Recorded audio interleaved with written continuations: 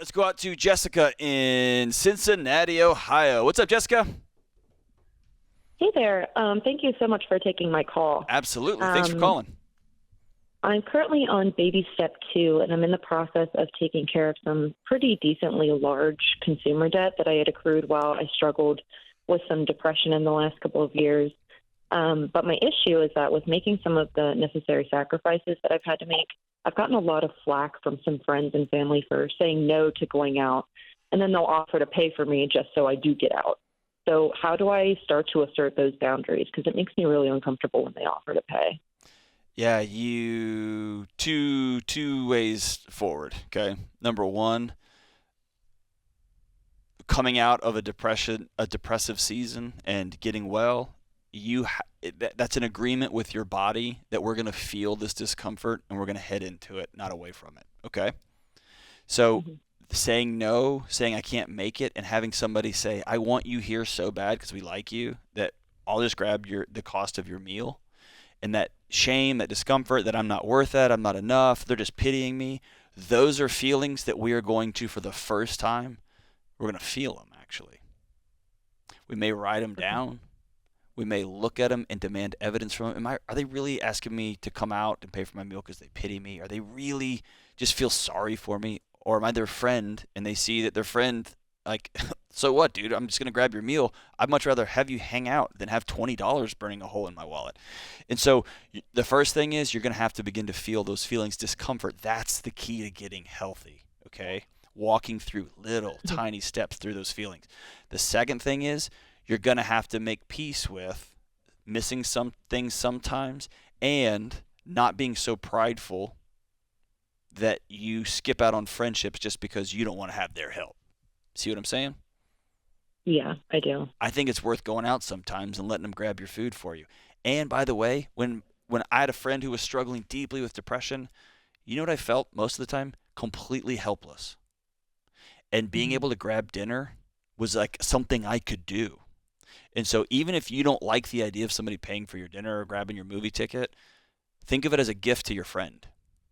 I'm helping them out by letting them help me. You know what I mean? Because it gives them something to do because they love you and they want to be a part of your recovery. They just don't know how to do it. They don't have the training or the professional whatever.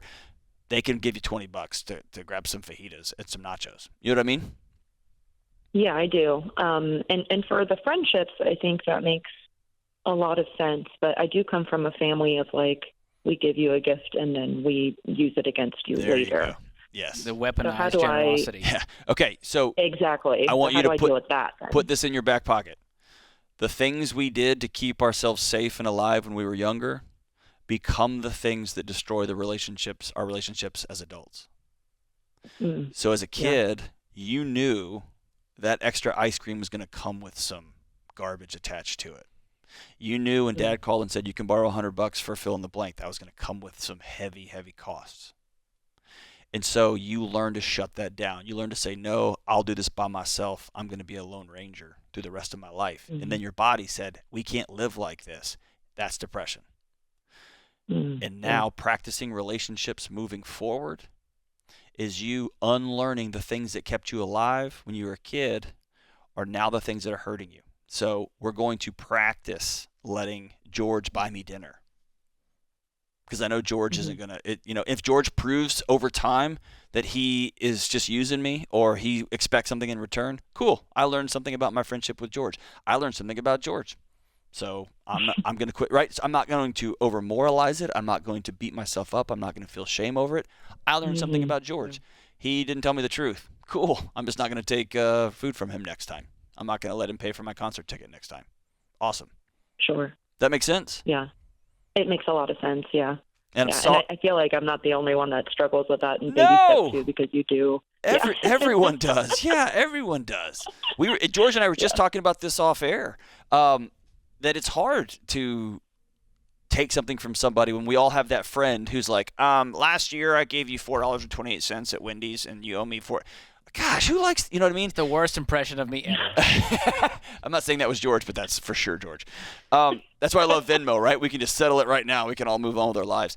There's something about practicing those relational needs that we have as young adults and into adulthood that are completely opposite to what we needed to do to survive when we were kids.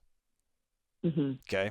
And you Yeah. deserve Yeah. friends and relationships. And in fact, if you're healing from depression, a powerful, strong, loving community that walks alongside you is the cornerstone of getting well. Okay?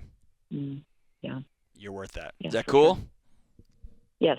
Cool. Thank you so much. Let them pay for your dinner, and on those other nights that you just can't get out of bed, feel free to say no. That's cool. Or tell them they can grab tacos and show up at your house. That'd be fantastic.